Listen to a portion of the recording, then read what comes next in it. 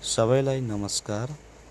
तपाईहरुले यो भिडियोमा देखिरहनु भएको यो सडक ललितपुर मेडिसिटी हस्पिटलबाट 500 मिटर भित्र मिलन चोक मिलन बस्ती हुँदै यो बुद्ध चोकबाट भैँसेपाटी आवास क्षेत्र जोडिने यो सडक हो।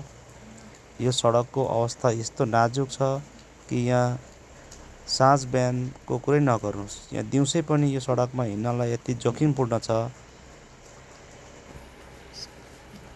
सडकमा दिनरात ढलको पानी यत्तिकै बगिरहेको हुन्छ। बालबच्चा वृद्धहरू यो बाटो हुँदै आवत जावत गर्न एकदम कष्टकर रहेको छ।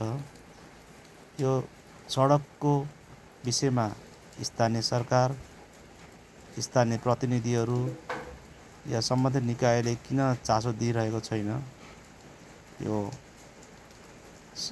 यो भिडियो सम्बन्धित निकायसम्म पुगोस् र सक्दो चाँडोभन्दा चाँडो यसको कुनै सोलुसन होस् भन्नको लागि मैले यो भिडियो पोस्ट गरेको छु। यहाँहरू सबैले सक्दो यो भिडियोलाई शेयर गरिदिनुहोस् ताकि सम्बन्धित निकायसम्म यो भिडियो पुगोस्, सम्बन्धित निकायको आँखा खोलुन्। हेर्नुहोस् त यो सडकमा यसरी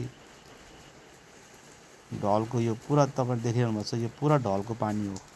यसरी खुल्ला ढलको पानी चाहिँ यहाँ यसरी बगिरहेको हुन्छ। यस्तो पानीले जनजीवनमा कतिको स्वास्थ्यमा कतिको प्रभाव पारिरहेको होला भन्ने कुरा पनि हामीहरू सोझै अनुमान गर्न सकिन्छ। कृपया यो भिडियोलाई सक्दो शेयर गरिदिनु होला र सम्बन्धित निकायसम्म पुग्नको लागि सहयोग गरिदिनु होला। धन्यवाद।